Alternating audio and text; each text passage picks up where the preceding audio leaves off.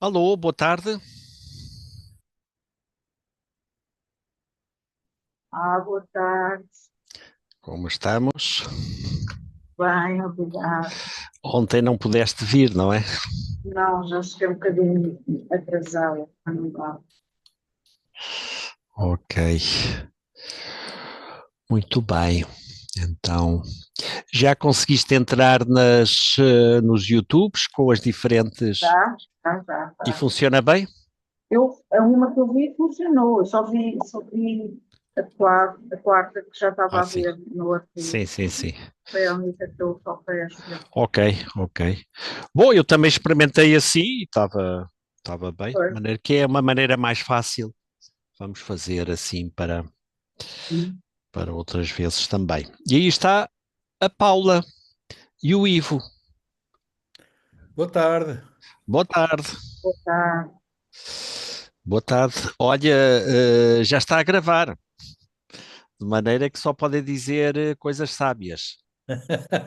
Vai ser difícil, no que me toca a Bom, mim, pelo menos. também digo a mesma coisa. Muito bem. Então, vamos cá entrando.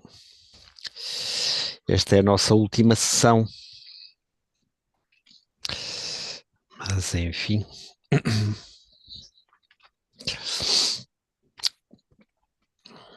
Vou buscar o livro que não tenho muito. Sim, tu tens a versão espanhola. Não. Sim, Aquela que utilizamos no céu, quando sim, usamos sim, o sim. livro, é só ver. Não. Muito bem. O Ivo tem a portuguesa, a Tenho, por versão acaso tenho. última. Belíssima. Bom, bom, ok. Ainda há coisas mais que se podem utilizar, mas enfim, ficará para outra vez.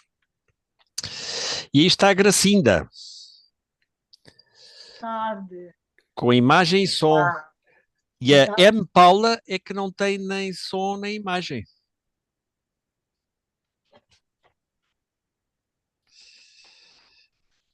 Mas enfim. Ah, pronto. Havia ali agora, qualquer coisa, não me deixava ativar. Nem agora cara, por nem a fim. voz. Agora Pronto. por fim. Agora posso cumprimentar todos, finalmente, de Sim. voz. Todos e todas Ah, também, podes. e todas. Muito bem, então vamos esta sessão.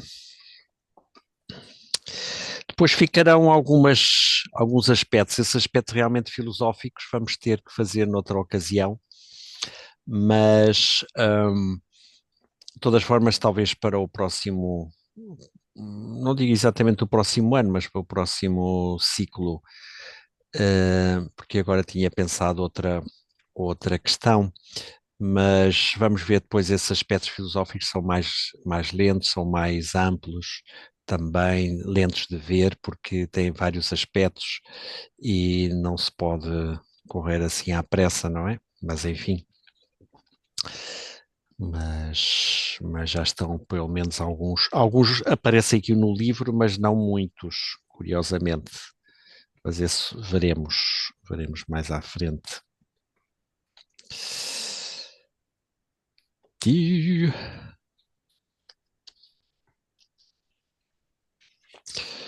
vamos lá então.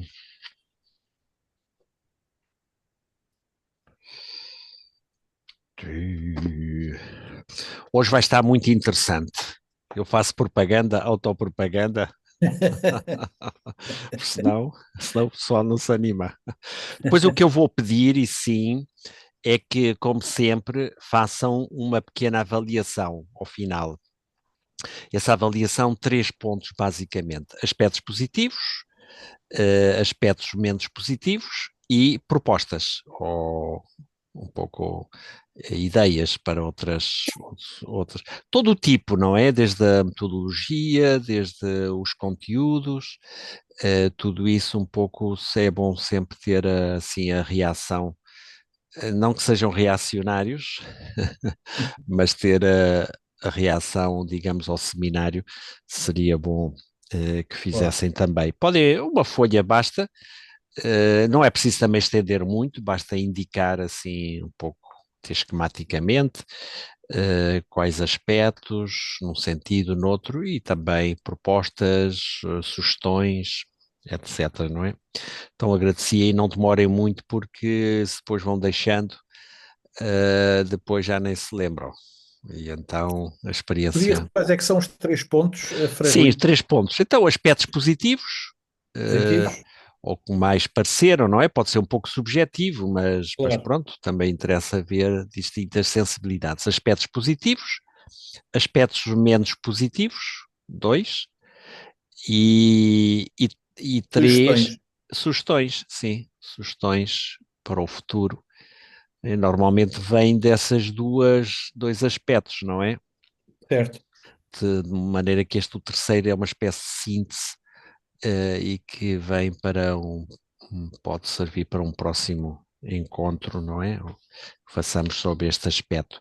Perfeito. Digo isso, que se alguém quer escrever mais, não há Mas, problema.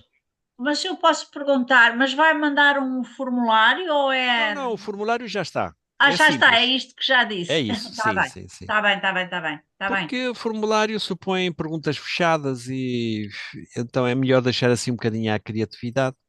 Então que nesses pontos que digam em todos os aspectos, não é? Pelo menos considerar a exposição, tudo o que queiram assinalar será bem visto, de maneira que é positivo. Este é um seminário onde os alunos não são feito um teste aos alunos.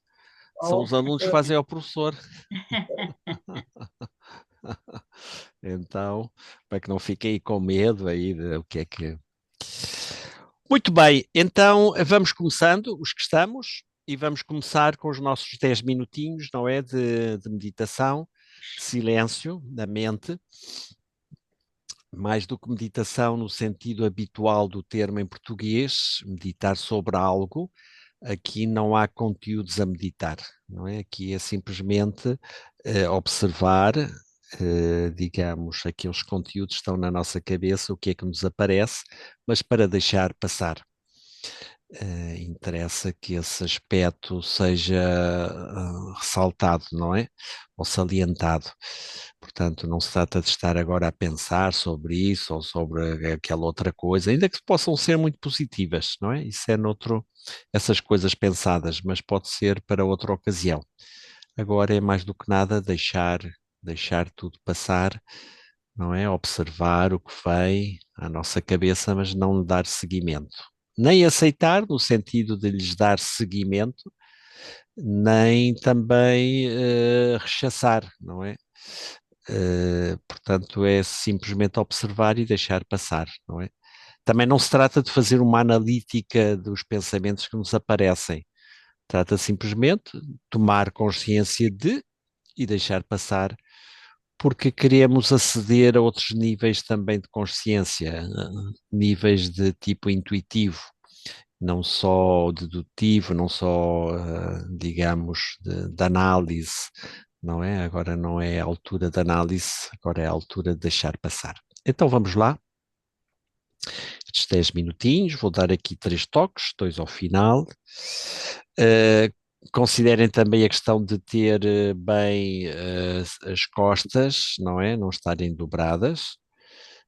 Quem quiser estar sentado no chão também pode estar, sem dúvida, mas sempre o corpo bem direito, e deixar um pouco passar, não é? Procurar. Eu recomendaria que não fechem os olhos para não distrair, mas tenham os olhos semiabertos e olhando para baixo. É importante que seja para baixo, porque para a frente podemos distrair-nos também, como pode acontecer. Vamos lá então, em frente.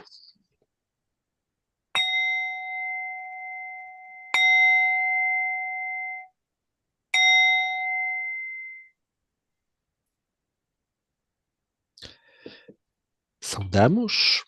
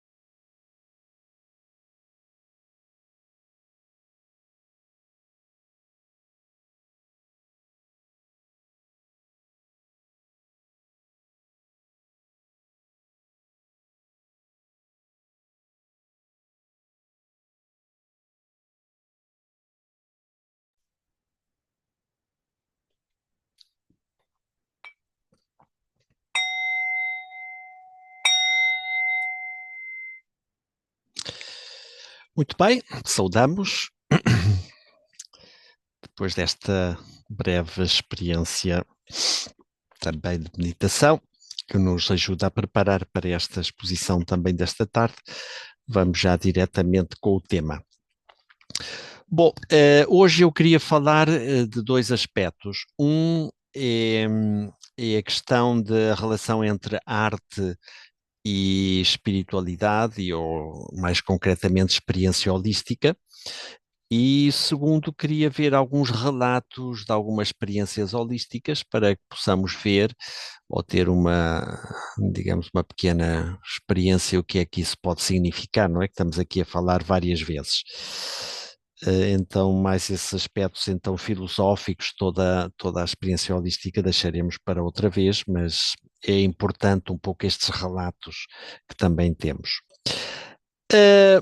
Então, a questão da arte e da experiência holística, em geral, podemos chamar de arte e espiritualidade, não é? Mas aqui vamos referir um bocadinho mais experiência holística. Em primeiro lugar, um pouco o esclarecimento da palavra arte. Aqui referimos às artes no sentido mais amplo possível, não é? Já vamos detalhar um pouco isto, mas em realidade ainda há algo mais amplo, que é o que podemos chamar a experiência estética, que não só simplesmente com as artes, por assim dizer, fabricadas pelos seres humanos ou criadas pelos seres humanos, mas também da criação em si, não é? Da natureza. Não é? Podemos ter também experiências estéticas da natureza, de um pôr do sol, do amanhecer, até de fenómenos até mais complicados, até podíamos ter de um tsunami, que se bem que não é muito, muito agradável, não é? Mas todo esse mundo de experiências da natureza estéticas são importantes também para entender o que é uma experiência holística e de alguma maneira também muitas vezes estão conectadas. A experiência holística não é assim somente uma experiência pura, mas pode estar muito relacionada, depende das pessoas, não é? Com a experiência que têm com a natureza e os momentos que tiveram nesse sentido. Agora vamos falar um bocadinho mais na arte, nas artes entendidas no seu sentido mais amplo. Há pessoas pessoas e vi em livros, não é? Que falam, dizem assim, literatura, música e artes. Bom, acho que não é muito precisa essa explicação, não é? Normalmente muita gente entende por artes simplesmente estas artes espaciais, não é? Como a pintura, a escultura, a arquitetura. Não, aqui vamos integrar todas as artes, tanto as chamadas espaciais, não é? Como são estas pintura, escultura, arquitetura, como as do ritmo, no ritmo ou digamos assim do tempo, as temporais. Literatura, também no sentido mais amplo da palavra, onde se integra a poesia, os diversos tipos de poesia, também a prosa. Já vamos ver com respeito à dramática ou teatro, não é? Podemos englobar aqui já na literatura, sem dúvida, mas dizer alguma coisa ao final sobre isso. E também podemos integrar aqui, pelo menos como tempo, a dança. E, aliás, parece que estas três estavam muito unidas a alguns estudiosos da história da estética e da arte, de juntar como o nascimento da humanidade, um pouco todas elas relacionadas, pelo menos estas do tempo entre si, não é? Até de falar da dança como arte original, a partir da qual também surge a poesia e a música. Bom, também dizer algo também sabido, que todas elas têm um sentido religioso, todas as artes nascem muito ligadas à religião, só depois com a própria evolução é que se vão separando e se vão, não totalmente, porque sempre fica aquela raiz, aquela conexão, mas se vão tornando mais independentes, não é? Como as ciências da filosofia. Então, também assim, a religião tinha este sentido primitivo do religioso, ou conexão com o religioso, não é? Dança sagrada. também a música como sagrada, não é? As poesias eram referidas também ao absoluto, ao divino, e dava-se em contextos onde talvez a pintura, depende das religiões, não é? Às vezes havia mais ou menos. É sabido que a religião islâmica e a judaica não têm assim representações humanas, mas podia ser através da escritura ou, digamos, a escultura também, que tinha, claro, um sentido religioso muito primário, não é? Da relação com os deuses, com o culto, etc. Ou a arquitetura, eram igrejas, eram templos, não é? Não só, mas em grande parte era isso. O teatro também, se bem que às vezes na Idade Média o teatro era considerado um pouco diabólico, e então muitas vezes punham fora, mas há grandes obras de teatro religioso também, não é? Mas enfim, o teatro podemos qualificar, não sei se a sétima arte acabou por ser também o cinema, e também aí temos possibilidades, não é, de desenvolvimento. Pronto, cinema e teatro também estão muito conectados, não é, nesse sentido, não é? O cinema é o que é mais tecnológico, se bem que também a tecnologia também entra no teatro, mas enfim. Então, são estas artes, porquê o tema das artes? Porque realmente é uma linguagem, é uma experiência que não é, digamos assim, prosística, não é? Necessariamente. Pronto, também na literatura temos o romance, também há romances muito interessantes do ponto de vista também da espiritualidade, mas quer dizer, é a procura, vamos lá ver se conseguimos dar uma ideia sobre isso, porque apelar às artes? Porque, de alguma maneira, a arte é uma linguagem que foge, não é, àquela fixação dos conceitos e das palavras, não é? A arte sempre é mais propositiva, é mais sugestiva, não é? Na literatura, na poesia em concreto, a metáfora tem esse sentido, não é? A metáfora de levar de lugar para outro lugar, um pouco como se nos mexesse para uma experiência mais profunda. E então a arte é uma possibilidade então de exprimir experiências humanas para algo que é inexprimível.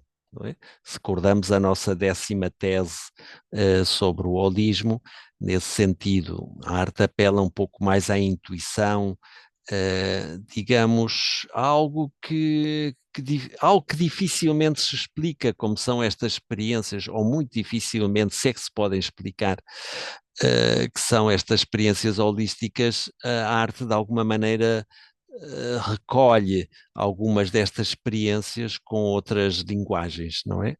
Linguagens dos sentidos, sem dúvida, mas que têm também um conteúdo, também podem ter um conteúdo mais cognitivo, mas certamente são mais alusivos, não é? Menos fixadores, mais dinâmicos, não é? De alguma experiência. E é sabido que houve sempre artistas que tiveram um grande interesse ou uma grande vivência também religiosa, não é? Há alguns seminários que demos aqui já há uns anos atrás, esses eram presenciais ainda naquela altura. Por exemplo, trabalhámos na pintura como El Greco, figuras como El Greco, ou como também o Fra Angélico, no qual exprimiam as suas vivências religiosas através precisamente da pintura, neste caso, mas pode ser através da música ou da poesia, não é? Um dos autores também, se depois tivermos, quando tratamos o tema da filosofia, de algum outro seminário, um dos autores que mais fizeram esta conexão entre arte e espiritualidade foi precisamente o Schopenhauer, não é? Schopenhauer. Para o Schopenhauer, a música era a suprema arte e, ao mesmo tempo, aquela capaz de traduzir melhor estas emoções, não é? Também da espiritualidade que ele chamava. Bom, não vamos entrar agora em Schopenhauer, o Nietzsche também, da poesia. Muitos filósofos também foram, e trataram estas questões, também foram bons escritores, o Platão, que curiosamente punha os artistas fora da cidade ideal, mas pronto, isso é um tema que se pode tratar noutro momento. E o próprio Nietzsche, também escritor, ele também era músico e compositor. Enfim, sempre houve, digamos, gente de alguma maneira conectada com a arte, mas também tentando exprimir sua mensagem religiosa. E muitos dos livros que temos são livros, no fundo, que são supostamente livros sagrados, são exprimidos, expressos, não é? De uma maneira poética, não é? De uma maneira poética. Os salmos, na Bíblia, no Corão, também têm aspectos estéticos também notáveis. Quase todas as tradições, e quanto mais antigas, era um pouco traduzir também poeticamente aquilo que queriam exprimir. Bom, este é um bocadinho o conteúdo. Não é de estranhar então que muitos místicos também e místicas utilizassem as artes para exprimir estas experiências mais profundas, não é? Quero recordar aqui o São João da Cruz, que era um grande poeta, é um dos poetas principais da língua castelhana, não é? Alguma vez já li uma análise linguística e estética do cântico espiritual impressionante, não é? Como cada pormenor estava pensado, não é? Cada pormenor, cada sílaba, não é? E até cada palavra, não é? Cada palavra, cada letra também tinha um sentido em todo esse poema. Aliás, de passagem, o São João da Cruz tinha uma característica muito notável e que não se dá em muitos ou em muitas, é que não só era criador, como também era exegeta do que eles escreviam, não é?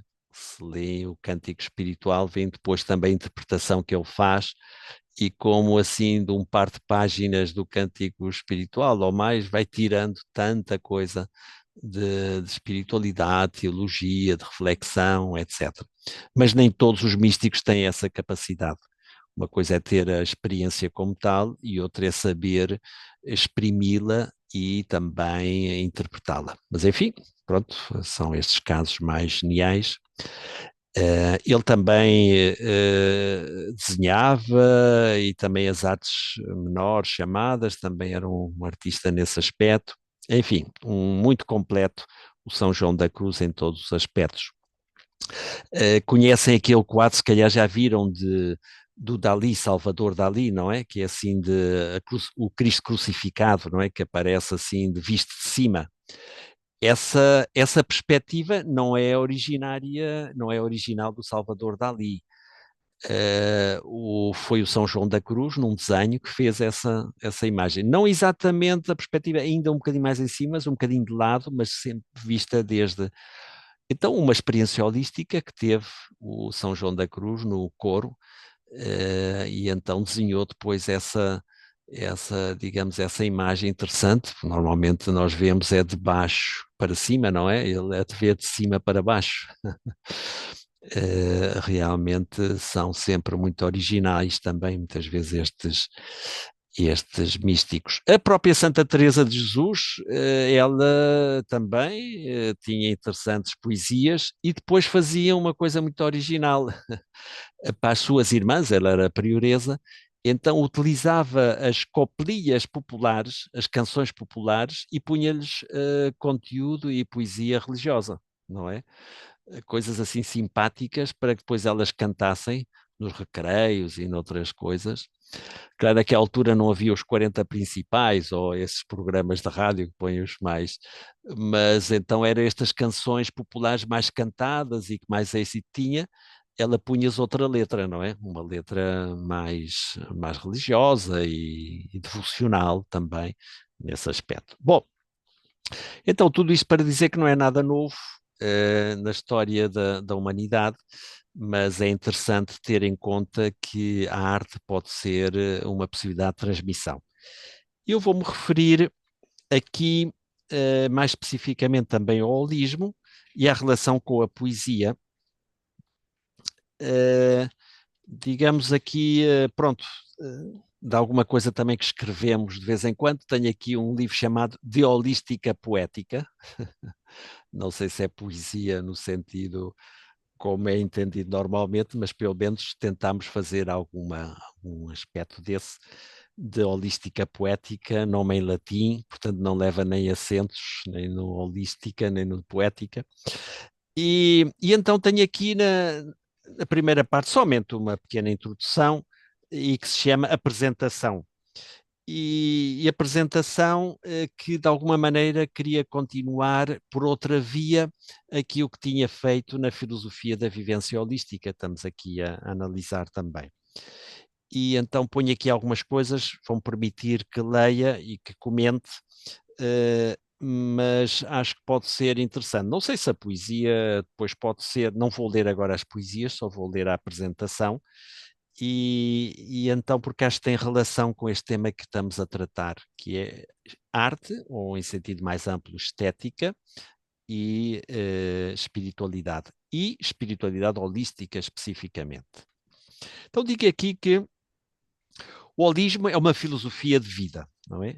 Uma filosofia global. E uma filosofia cuja melhor exemplificação é de maneira poética.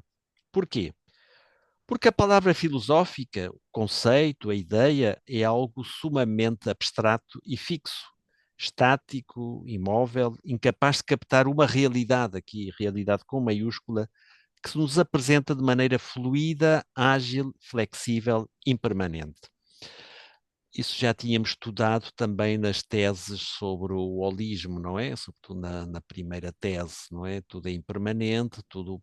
Então, de alguma maneira, a poesia é muito mais flexível, muito mais ágil do que um pensamento mais pesado, como é os conceitos ou filosóficos ou teológicos para exprimir estas realidades, não é? Eu digo aqui que a poesia parece-me a melhor maneira de expressar o que é inexpressável.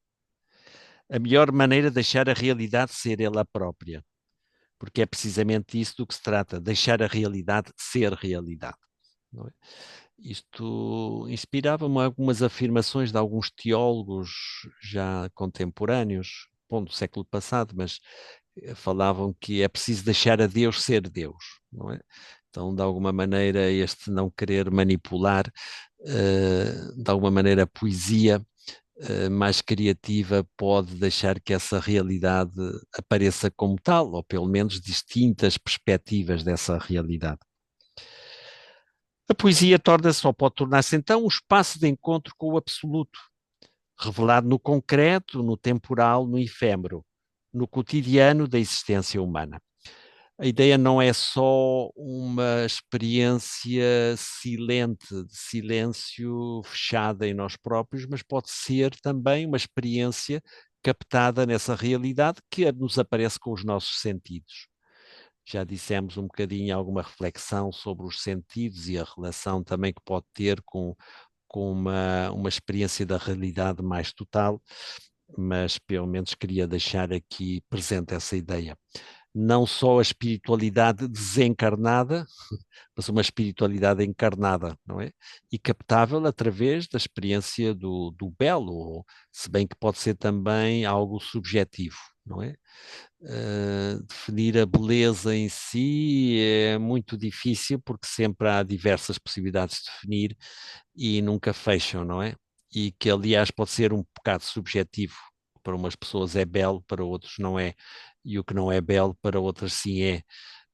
Depende um pouco da nossa atitude e no nosso toque mágico para poder ver a realidade assim, não é? Então, aqui, a continuação, pretendo relacionar a poesia com algumas afirmações do Heidegger. A poesia passa assim a ser um método, entre aspas, não é? Entre muitas aspas. Um caminho de develação. Develação. Uh, assim entendia também o Heidegger a verdade, não é? Um pouco seguindo a ideia dos antigos gregos, e também especificamente o Parménides falava um pouco disso, não é? Não é a verdade que a gente descobre, tira o véu, não é? A verdade está aí, mas nós tiramos o véu, não é? O véu dessa realidade e tomamos consciência dela, não é? Da realidade que não fixa nada, somente acompanha, não é? A poesia, então, acompanha uma experiência, não pretende nunca definir de alguma maneira, mas sim aludir, não é? Digo eu, várias vezes, não é? A poesia abre, entre aspas, o mundo, que é infinito em possibilidades, desde a própria existência vivida em autenticidade. Aqui até também jogando um bocadinho ao Heidegger, pomos aqui existência com maiúscula e autenticidade também com maiúscula. Não vamos entrar agora na filosofia do Heidegger, mas pronto, são alguns aspectos dessa questão. Por isso as metáforas serão sempre possíveis, uma melhor do que a outra, numa superação infinita. Claro que para isso é preciso ser bom poeta. Não sabemos quem é que é bom poeta, mas enfim. Então aqui, neste livro, há uma proposta de uma poesia metafísica, também entre aspas, também jogando um bocadinho heideggerianamente com as aspas, não é? Mas baseada na física, também entre aspas, não é? Na materialidade, no concreto da vida, que é sobretudo dinâmico. Uma diafanidade do ser, com maiúscula, não é? Que convive com o não ser. De alguma maneira também a poesia é um desvelar, algo que já está aí. E é interessante aquela imagem que tinha, não tenho aqui anotado, mas lembrei-me daquela imagem do Michelangelo, que dizia que um escultor realmente olha para um pedaço de, digamos, de mármore e é como tirar o que sobra da imagem que já está lá, não é? Ele olha para aquilo e vê já a imagem e o que se trata de fazer é tirar o que sobra, para ficar a imagem que já lá está. É uma interessante maneira de observar a arte e de sentir como algo que, pronto, o artista, no fundo, já está lá, não é? É um develador do estético, do belo, mas que, pronto, aos outros somos nós, talvez, não somos capazes de ver, e ele vê. Vê ele, ela, vê essa imagem já presente e, portanto, há que tirar tudo o que sobra, não é? De alguma maneira, para poder realmente ter essa experiência, não é? Ou seja, que é ambas as coisas ao mesmo tempo, ser e não ser. Depende da ótica, depende da nossa epistemologia pessoal, da nossa maneira de conhecer pessoal, não é? Isso é o que é o determinante, a nossa atitude. Algo poderá ser belo se temos realmente essa atitude, não é? Epistemologia que não foge da contradição, do paradoxo, porque a própria vida é contraditória. Trata-se de uma ótica, de uma maneira diferente de encarar a realidade. No fundo, cientistas e artistas estão-nos a dar pistas diferentes, complementares, certamente, e desde o ponto de vista holístico devem ser complementárias ou complementares, de encarar a realidade, não é? Claro que têm características diferentes, mas no fundo são duas maneiras de olhar a realidade, não é? E dizer algo sobre ela. Muitas vezes também os artistas têm-se antecipado de um ponto de vista social ao que acontece, não é? Os artistas são capazes de propor coisas que, com o tempo, ou captar, ou ter essa intuição, essa capacidade de vibração, não é? No fundo é isso, para poder, digamos, formular coisas que vão acontecer depois, não é?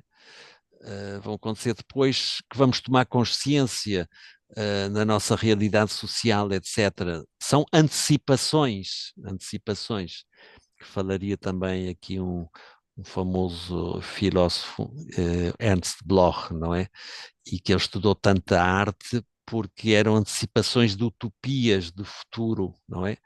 E a utopia era o que mexia a humanidade, não é? Procurar coisas sempre mais à frente, não é?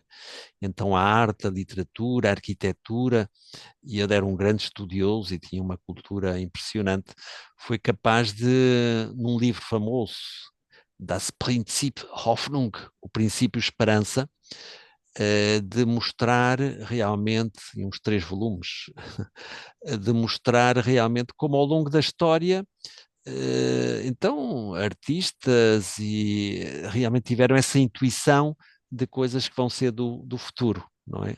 E haveria vários exemplos também disso. Nenhuma visão afeixa a realidade com maiúscula, não é? Definitivamente, porque a realidade é omnirealidade, sempre diversa, sempre una, não é? Nós já falámos isso um pouco nas práticas e das teses também sobre o holismo e viemos a falar disso ao longo do tempo. Algumas coisinhas mais, o texto não é muito amplo, mas vamos lá ver.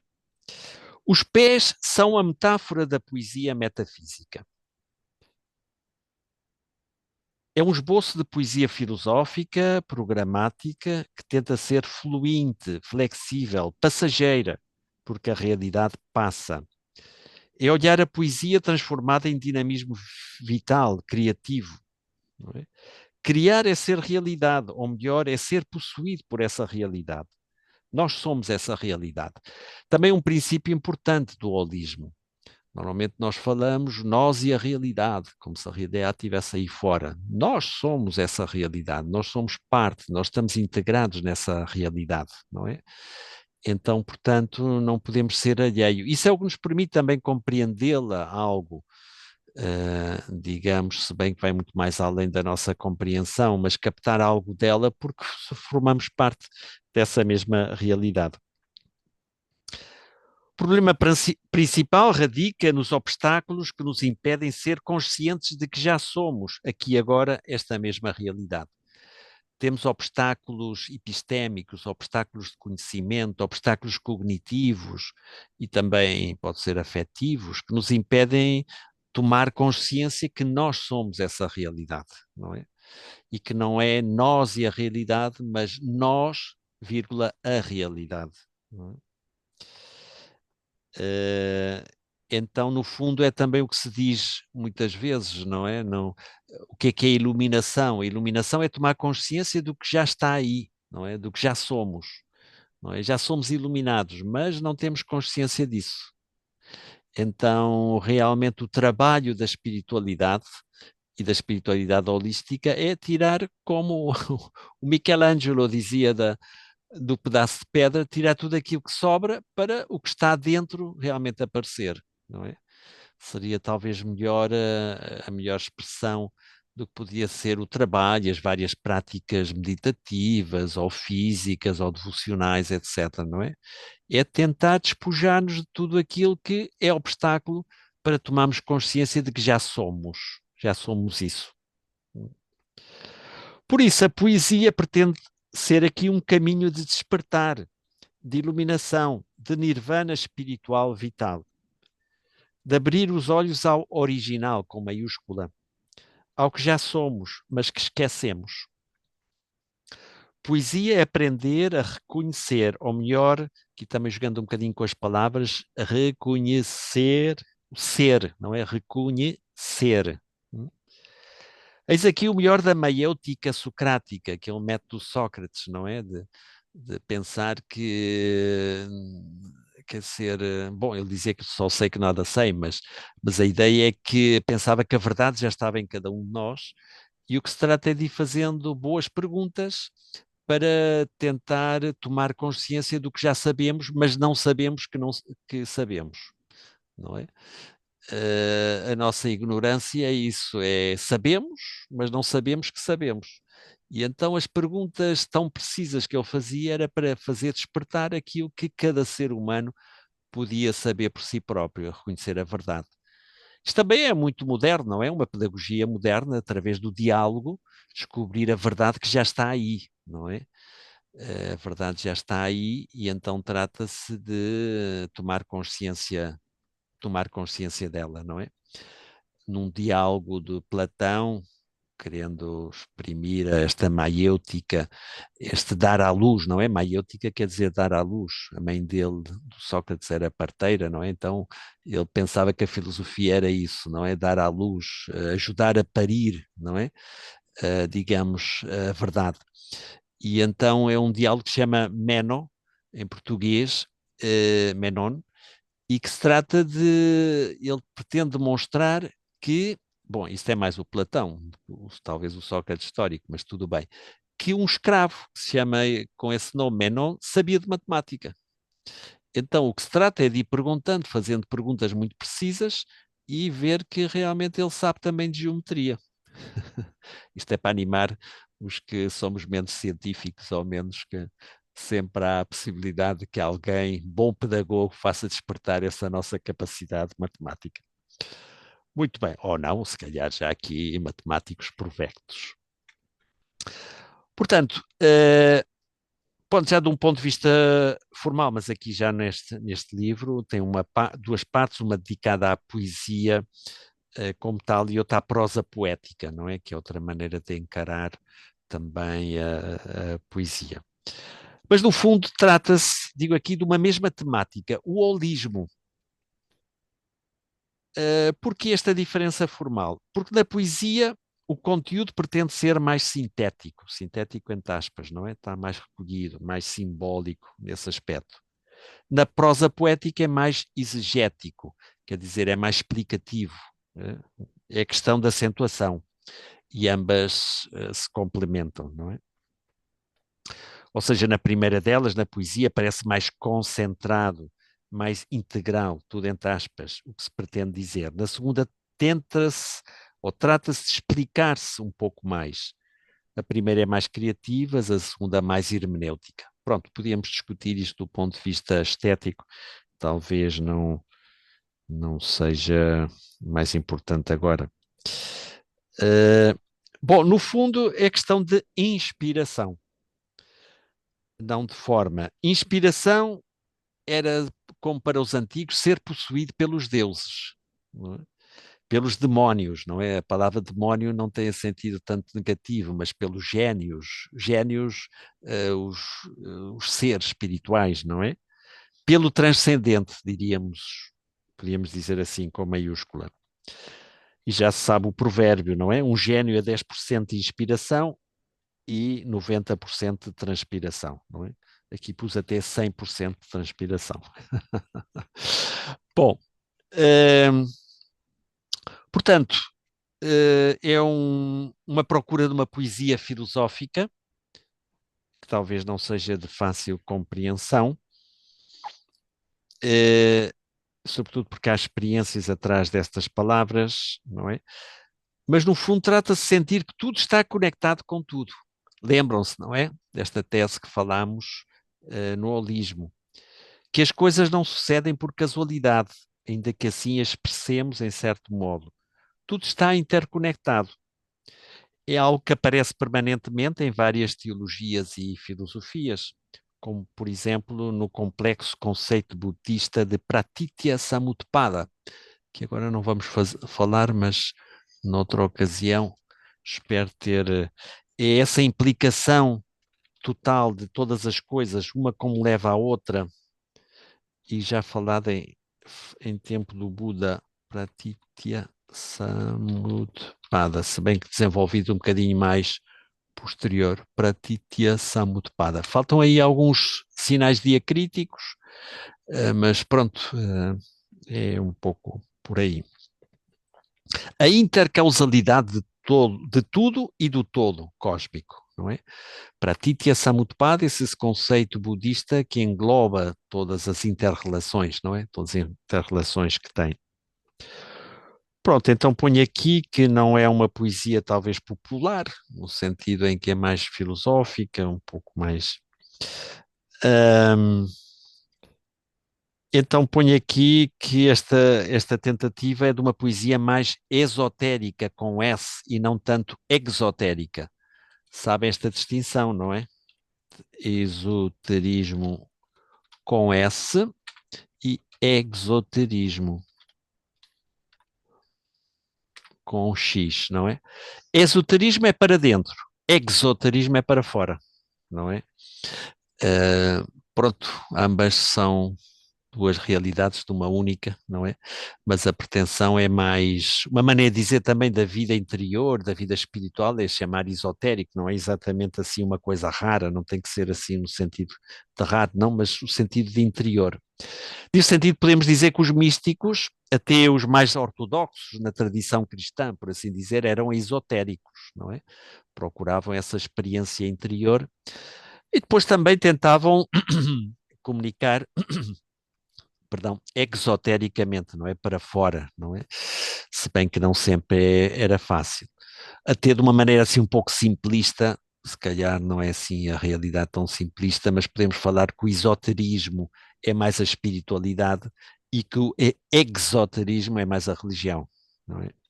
A religião, no fundo, brota de uma experiência interior, dos fundadores e dos que acompanharam, etc., mas tenta um pouco plasmar isso de uma maneira mais externa, não é? Pronto, tem templos, aí está também a arquitetura, estamos a falar disso, não é? Tem até uma extensão intelectual e teológica, formula dogmas, mas tudo isso é o secundário. O fundamental é precisamente essa experiência interior.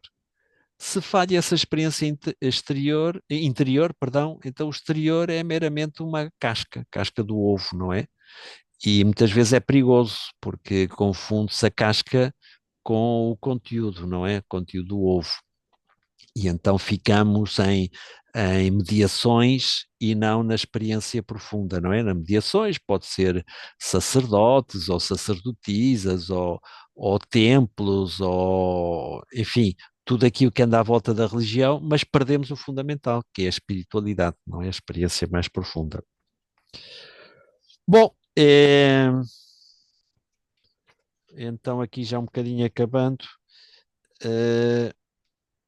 esta experiência de alguma maneira de tentar fazer uma poesia acaba no fracasso.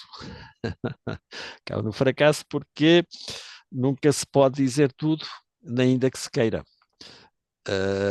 Digamos, porque a realidade sobrepassa a própria expressão, não é?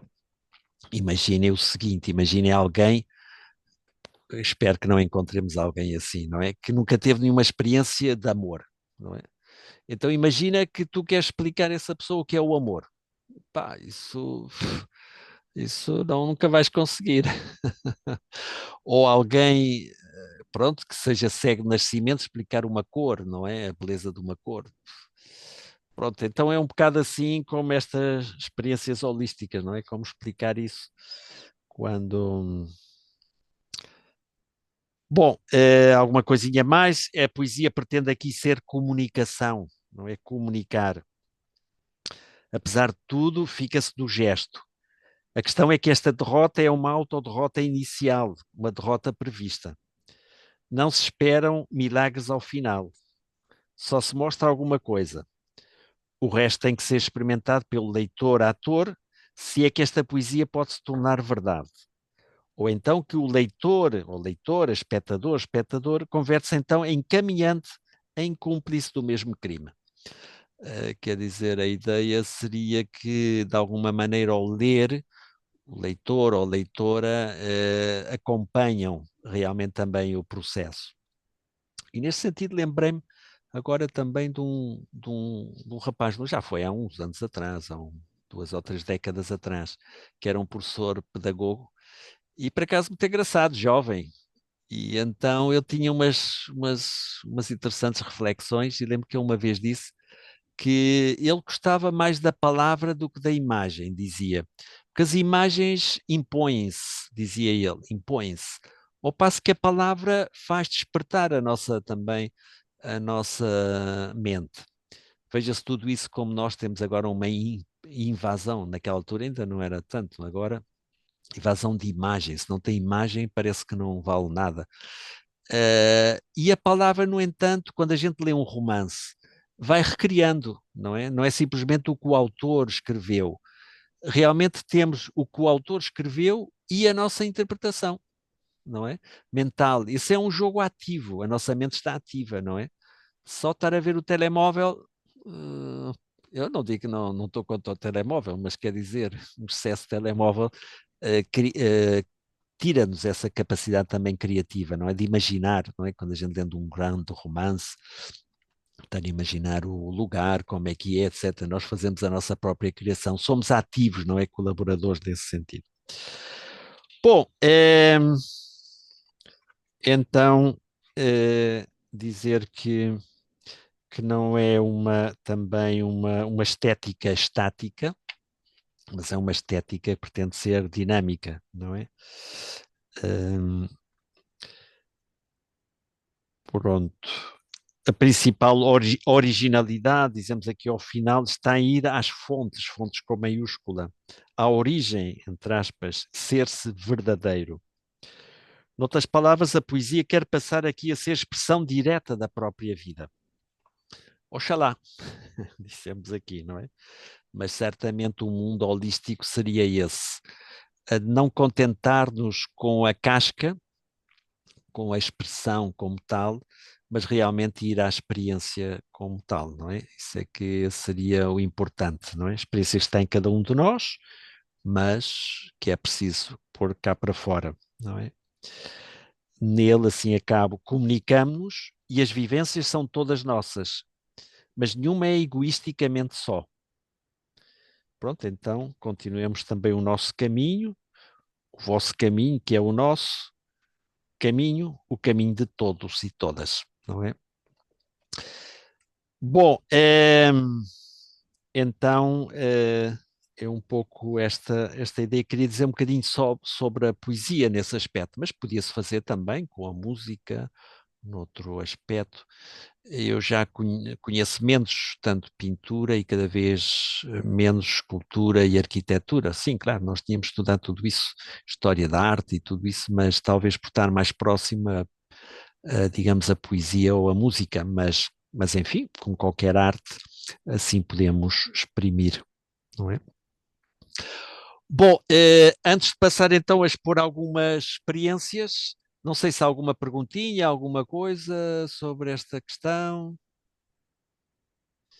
Se há algum. O tema daria para muito, acho eu, falar todas estas coisas, mas seria interessante, quem sabe, se algum dia fazer digamos, um seminário sobre arte, estética e também e holismo, mas enfim, pelo menos algumas indicações aí ficam. Bom, então aqui o que eu queria era relatar algumas experiências para animar-nos, para não pensar, isto aqui é só uma coisa assim para uns iniciados. E queria um pouco aqui relatar aqui algumas experiências que tenho. Para quem tem um livro, vamos lá ver, falo aqui a partir da página 126.53. Não é o holismo cotidiano e a iluminação ou o satori do budismo zen. Mas não me vou referir a todo o budismo zen, mas mais ao holismo cotidiano e ver aqui algumas. Vou lendo e depois podemos comentar. Bom, então a vivência holística não é assunto de uns quantos aristocratas do espírito, não é? Podíamos pensar. E pode ser mais corrente do que se pensa. Possivelmente nós mesmos temos tido incipientes vivências dela, sem que o saibamos explicar. Às vezes foram pequenas vivências, outras vezes foram maiores. Parece que em certos momentos da nossa vida, como diriam os budistas tibetanos, rompe-se o controle férreo da mente vulgar e manifesta-se a natureza da mente. São os momentos intensos de felicidade. Então, também temos que pensar que iluminações ou experiências holísticas não têm que ser também aquelas tumbativas, não é? Pumba. Assim, uma experiência assim tão brutal como a que deve ter tido o Buda ou outros também. Podem ser pequenas experiências, não é? No nosso dia a dia, podem aparecer também essas experiências, ou em pequenas frações de minutos. E então eu queria aqui citar um exemplo de uma companheira do curso que fazíamos de doutoramento em filosofia na Universidade de El Salvador, San Salvador, na Universidade dos Jesuítas, na UCA, Universidade Centro-Americana. E então, pronto, falando sobre estas coisas, ela relatou que tinha tido algumas experiências e tudo parece indicar que são desde o ponto de vista holístico, não é? Eu vou seguir um bocadinho de perto, digamos, o relato que ela faz e depois podemos comentar. Então, esta minha amiga, aqui pus com umas letras só, a Ana Maria, relatou duas vivências a que podemos chamar iluminativas e que poderíamos qualificar de certa intensidade. A primeira tinha sido há 20 ou 21 anos. Isto é interessante, este pormenor. Significa que a pessoa, 20 ou 21 anos passados desta experiência, ainda recorda, não é? São experiências que ficam aí como um pouco marcadas, não é? Quando ela contou isso, portanto, há 2 décadas atrás. Ocorreu de repente, sem nenhuma razão especial, não é? Isso também às vezes acontece, não é? É verdade que muitas vezes com a prática da espiritualidade, de repente acontecem estas coisas mais frequentemente, mas não necessariamente, não necessariamente. Estava sentada na sala quando observou que de repente a casa aumentava de brilho. Havia como que mais sol e mais luz, não é? Falaram também, são certos tópicos que acontecem em várias experiências, não é? De repente as cores tornam-se muito mais brilhantes, muito mais intensas do que aquelas que vemos nós assim no nosso cotidiano. Tudo estava muito mais iluminado. O importante é que se sentia a fazer parte de tudo isso, não é? Esta experiência de fazer parte de tudo isso. Não era uma observadora distante ou separada, mas fazia parte de tudo isso. E ao mesmo tempo havia uma sensação de grande felicidade. Felicidade sem motivo, diz ela. O sentimento da vivência tida foi, pois, de plenitude. E outra vivência tida pela Ana Maria, a segunda, foi aproximadamente um ano depois. Estava a observar uma palmeira com o sol. Pronto, ela na América Central há palmeiras, não é? Clima tropical. Então, repentinamente, sublinhando repentinamente, deu-se o entardecer hiperluminoso. Foi a mesma sensação da outra vez. A luz banhava tudo. Não havia outra idade. Acabaram-se as distâncias. Sentia-se a fazer parte disso que estava ali. Estou integrada, dizia ela. Sou tudo. Tudo é o mesmo. É o sentir não essa separação das coisas e de nós, ou dos objetos e de nós, ou da natureza e nós. Nós somos isso, nós estamos ali, não é? Mas não com um conceito racional, é sentir, ter essa experiência, não é? Sobre esses momentos explicava ela, citação, nunca me senti tão ligada a nada como então. Não há distância nem tempo. Tudo se anula. É difícil explicar, como se estivesse ligada às coisas. São o meu eu. Eu sou isso. E pertenço-lhes. Elas pertencem-me. Somos parte do mesmo. Houve um aumento da intensidade luminosa. A segunda vez entreguei-me a desfrutá-la. Na primeira houve uma estranheza, mas não medo. Foram do mais cotidiano. Surgiram espontaneamente. Um sentimento de felicidade, plenitude. Foi nos anos 80. Eram pequenas expressões que ela tinha, era difícil depois também descrever isso, não é? Mas dá para tentar captar um bocadinho esses momentos únicos, não é? Que sucedem, não é? Como diz ela, sem nenhuma razão especial aconteceu, não é? E continua a citação. As duas experiências foram de integração. A todas as coisas está a acontecer isso, não é? Isso. As coisas e eu compartilhamos a mesma experiência. Tem a minha mesma experiência. Há uma comunicação profunda. há uma grande intensidade do meio envolvente e do afetivo. Depois disto, podes morrer. Fica diluída a separação mente-corpo. É como se fosse mente com olhos. Como se não existisse. Acabam-se as diferenciações. Custa-me explicar isto. Sinto-me integrada.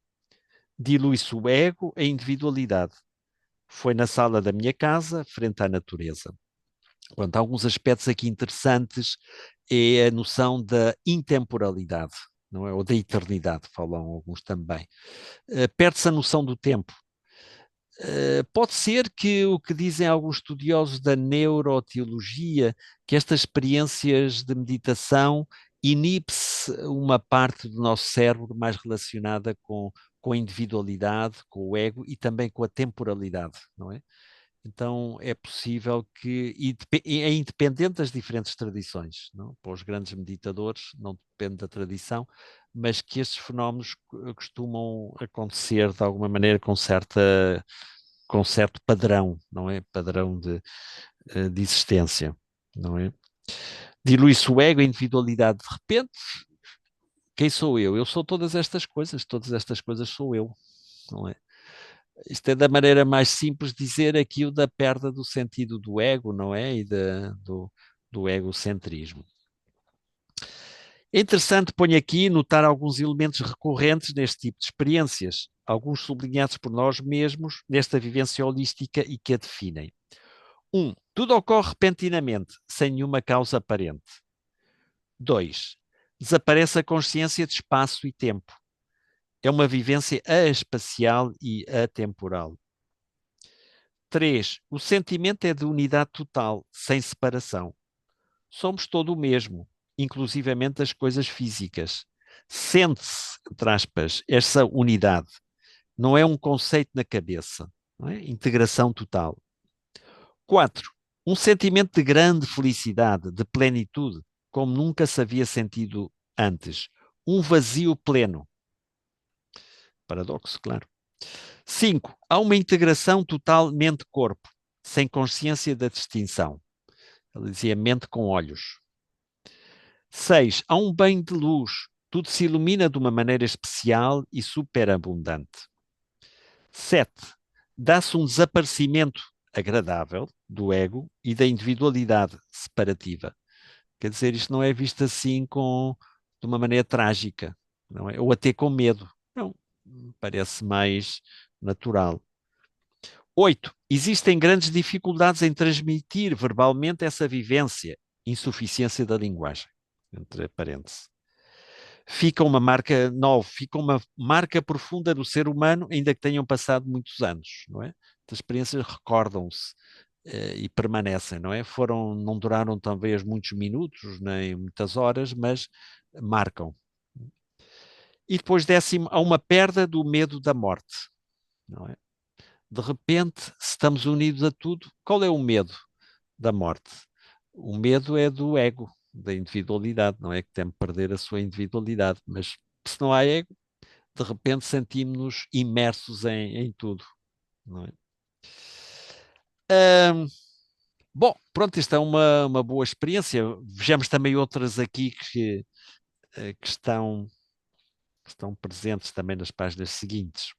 Uma das mais famosas é a do Pascal, o grande filósofo francês, também grande matemático e tal, e que ele sempre distinguia entre l'esprit de géométrie, não é? O espírito da quadradice, não é? De encaixar todas as coisas, do esprit de finesse, o espírito, digamos assim, difícil traduzir, de fineza, de sensibilidade, de ductilidade, não é? Então, os dois é preciso ter em conta, não é? Uma vez mais, integrar as polaridades, a tarefa do holismo. Então, parece que encontraram ali alguma vez, quando ele faleceu, encontraram cozido numa das mangas, se não recordo mal, este texto, aqui muito breve, mas que fala dessa experiência que ele deve ter tido em alguma ocasião. Diz assim: no ano de graça de 1654, segunda-feira, 23 de novembro, Festividade de São Clemente. Desde mais ou menos as 10h30 da noite até mais ou menos as 12h30, meia-noite. Não é? Portanto, umas 2 horas. Fogo. Fogo, põe ele aqui. Deus de Abraão, Deus de Isaac, Deus de Jacob. Não o dos filósofos e dos sábios. Certeza, alegria, paz. Pronto, estas palavras são muito interessantes, quer dizer, não é uma descrição assim o que é que aconteceu e tal, etc. Não, mas palavras indicadoras de uma experiência que deve ter sido muito contundente, não é? Vejamos agora o que diz também o William James, que era um famoso também psicólogo. Pareceu como se o céu se abrisse e descesse em raios de luz e glória. Não durou só um momento, mas todo o dia e toda a noite. Pareceu como se a minha alma se inundasse de luz e glória. Oh, quão grande foi a transformação que se operou em mim e em todas as coisas. Os meus cavalos, os porcos e todo o mundo pareciam transformados. Bom, é citado por William James, não sei exatamente se refere a uma experiência dele ou de alguém, mas é interessante. Pronto, cada um vai exprimir de uma maneira diferente, segundo a sua cultura, segundo a sua capacidade pessoal de ver as coisas, a sua psicologia, não é? Estas experiências que acontecem. Por exemplo, este aqui, o próprio Alan Watts, que é interessante, ele tem vários livros também sobre o Zen e sobre a espiritualidade, era um grande investigador também de espiritualidade. Descreve-nos 2 vivências holísticas que teve. A primeira, senti que não possuía nada, nem sequer a mim mesmo, e que nada me possuía. O mundo inteiro tornou-se tão transparente e claro como a minha própria mente. Pura e simplesmente, o problema da vida desapareceu e durante 18 horas, aproximadamente, senti que eu e tudo o que me rodeava éramos como a brisa entre as folhas do campo no dia de outono. O que é que isto quer dizer? Não é? Pronto, mas é preciso ter talvez uma experiência semelhante para entender estas coisas. Eu queria aqui também ler algumas do Jiddu Krishnamurti. Jiddu Krishnamurti é um autor ainda que temos ainda aí pendente para trabalhar mais assim em grupo, mas ele tinha muitas destas experiências, não é? E narrou com uma linguagem não tanto religiosa, depende também o que é que se entende por religioso, não é? Mas mais de tipo antropológico e até psicológico, não é? Estas experiências. E então ele teve muitíssimas, e eu recomendo que leiam um livro dele que se chama Diário. Havia na edição espanhola dois livros, é um Diário 1, Diário 2, se calhar, não sei, noutras edições pode estar só uma edição de diário. Ele tem muitas reflexões, digamos assim, ou filosóficas ou espirituais sobre estas experiências, mas aqui ele relata em primeira pessoa, não é o que é que aconteceu. Relata, corrijo, não em primeira pessoa. Ele nunca fala dele em primeira pessoa, fala como se fosse ele. É interessante. E fala sempre daquela experiência como aquilo, isso. Também já encontramos aí noutro desses relatos, não é? Vejamos somente alguns. Ao anoitecer, estava ali. Subitamente esteve ali enchendo a sala. Um grande sentido de beleza, poder e doçura. Outros o notaram. Notaram a ele, não é? No automóvel, é preciso ter cuidado. Se esta experiência holística vem a conduzir o automóvel, não vai acontecer algum problema. Diz ele, no automóvel, viajando para Ohio, nos Estados Unidos, onde eu estava naquele momento. Aquilo começou de novo. A pressão e o sentimento de uma imensa vastidão. Não era que se estivesse a experienciar aquela vastidão. Simplesmente estava ali. Não havia um centro a partir do qual tivera lugar a experiência. Tudo, os automóveis, as pessoas, os cartazes, se destacava com surpreendente claridade e a cor era dolorosamente intensa. Lembrem-se da descrição que fizemos também daquela companheira. Aquilo continuou por mais de 1 hora e a cabeça estava muito mal, a dor abarcava inteiramente. Ele salientou muito sempre os problemas que ele tinha sempre com estas experiências que o deixavam psicologicamente muito cansado e com muita dor, etc. Isso quando relata as primeiras, depois já são tantas que ele já nem fala disso, mas deixavam assim um bocado afetado, até era um processo psicológico também e que trazia um certo sofrimento nesse aspecto físico, mas não no aspecto espiritual, por assim dizer. Outra, ao despertar a meio da noite, a mente estava a vivenciar um estado de incalculável expansão. A própria mente era esse estado. O sentimento, entre aspas, desse estado, despido de todo o sentimentalismo, de toda a emoção, era muito factual, muito real. Este estado continuou por um tempo considerável. Durante toda esta manhã, a pressão e a dor foram agudas. Pronto, então, de alguma maneira, impõe-se, não é? Impõe-se, não é que alguém procure, não é? Outras têm a despertar ao meio da noite.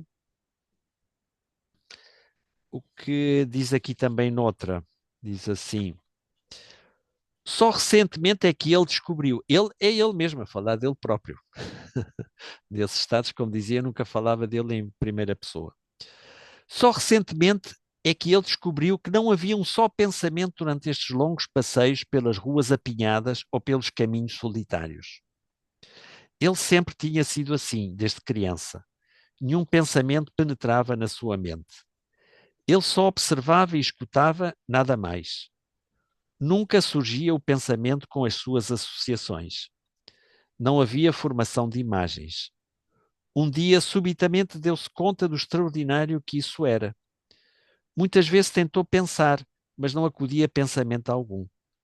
Nestes passeios, com gente e sem ela, todo o movimento do pensar estava ausente. Isso é estar só. Para ele, o conceito de solidão tem um sentido positivo, não aqui na nossa modernidade, não é? Mas o estar só, essa experiência de plenitude, não é?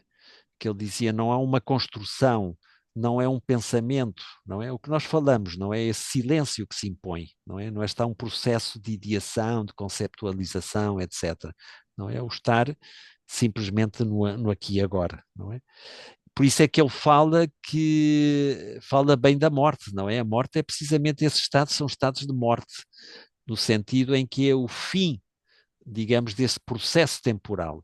Não é? Isso já tínhamos cantado um bocadinho na espiritualidade do Krishnamurti, isso talvez espero que em alguma outra ocasião, mas no fundo o que ele dizia era isso, não é? O ego é o tempo e é o passado, não é? Só quem morre, digamos, ao ego, ao tempo e ao passado é o que pode viver no presente, realmente, no presente aqui e agora, não é? As expressões dele são muito fortes e muito radicais, não é? Nesse sentido. E tentava mostrar que tudo o que nós fazemos é o passado. Nós somos o passado, não é? Só quem morre ao passado é quem pode viver realmente, pode viver. Porque viver no passado é não viver, não é? Muito bem, mas isso talvez alguma outro momento se pode um pouco entrar. Ele por sendo um místico moderno, por assim dizer, não é?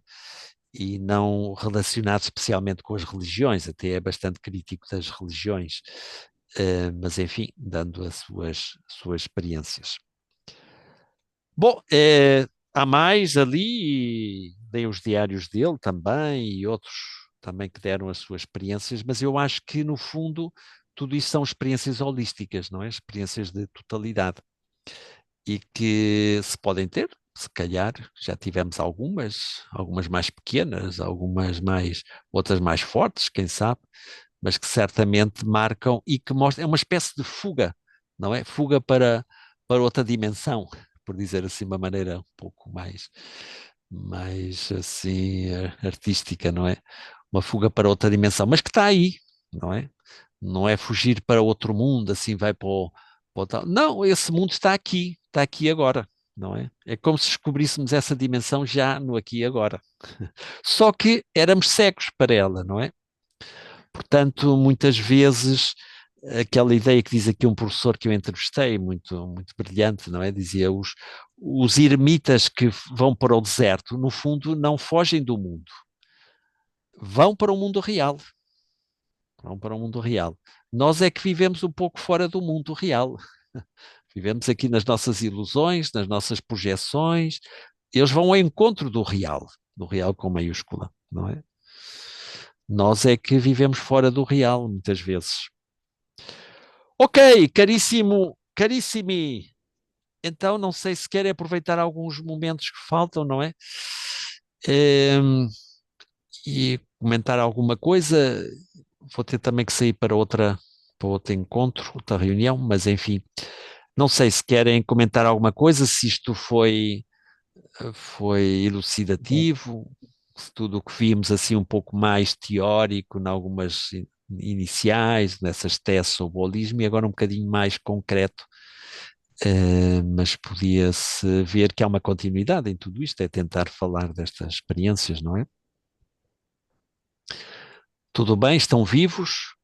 sim, Então agora o que podem fazer é pegar num papel e depois começar a ver na minha vida onde é que eu tive algumas experiências destas e escrever.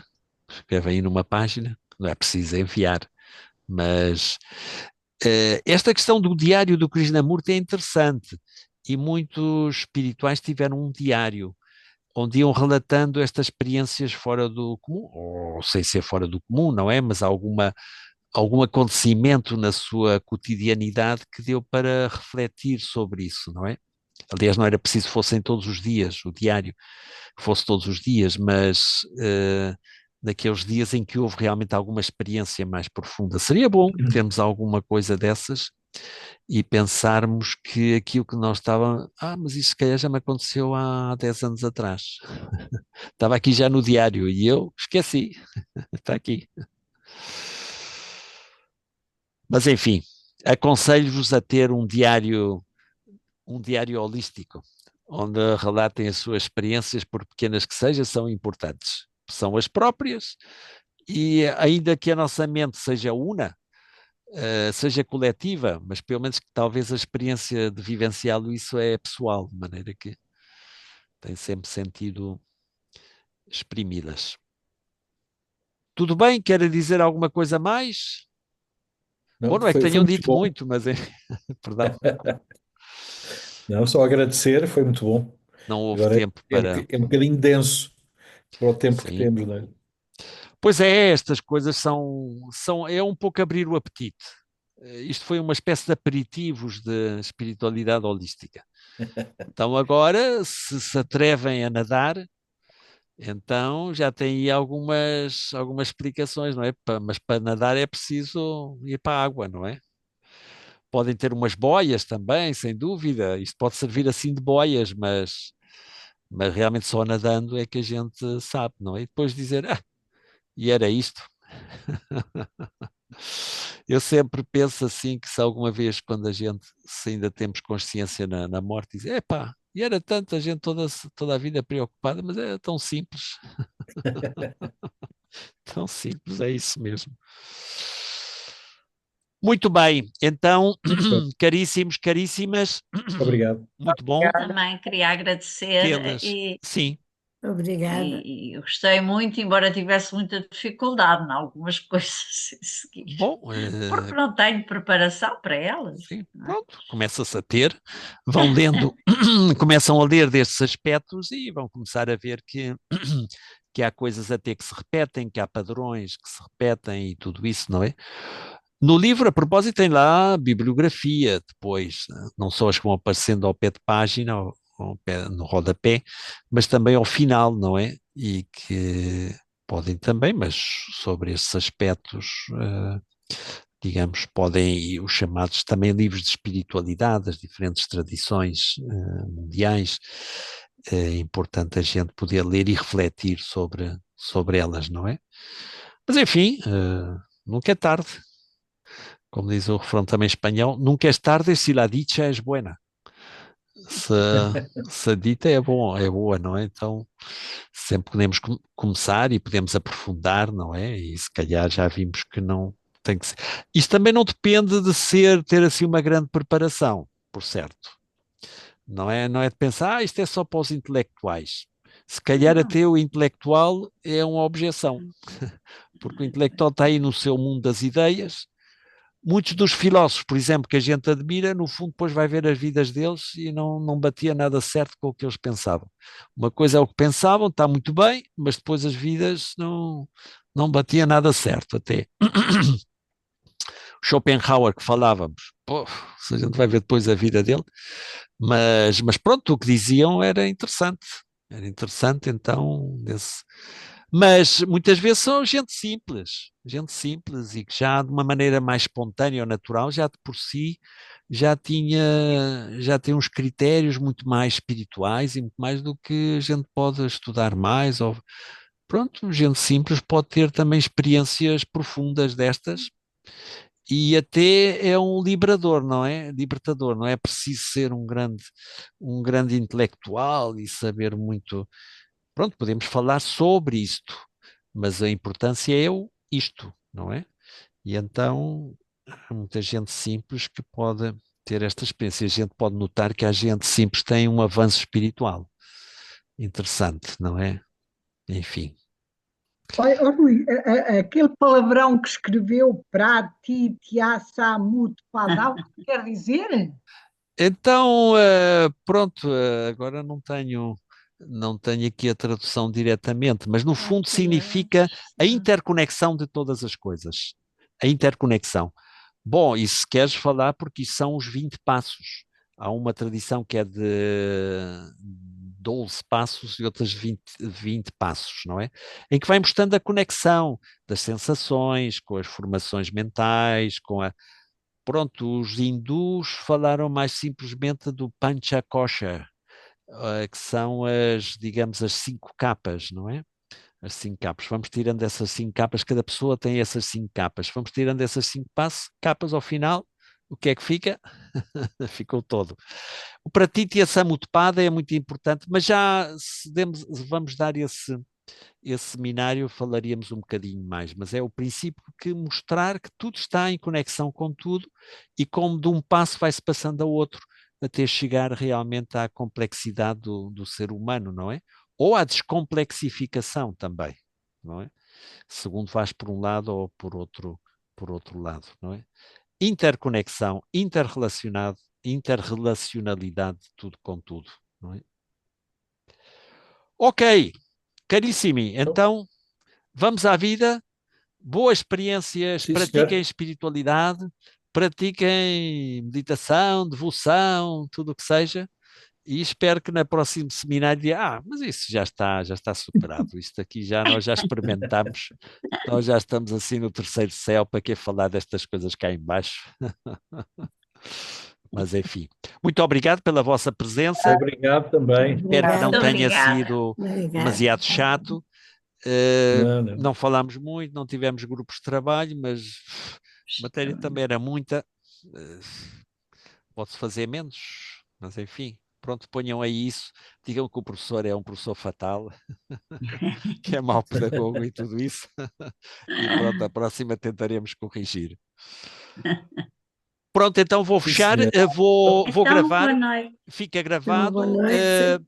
E vou pôr também lá neste modelo agora diferente, vai ficar no YouTube, depois mando-vos o link e depois vou também fazer um compacto todas estas 7 Pois. sessões. Ótimo. Talvez vou Isso é pensar muito. fazer isto também com outros seminários que dei já no passado. Vamos ver um bocadinho como é que organizamos Isso isto. seria ótimo, não? Sim, sim. Pronto. Ok, Então, boa tarde. Muito obrigado. bem. Então, Boa tarde. Boa noite a todos Boa noite. também. Obrigado. Boa noite a todos e todas. Todas e todos. Todoas. Essa Muito não. bem. Com licença, então. Muito bem. Adeus, Então Cláudio. agora fechar aqui.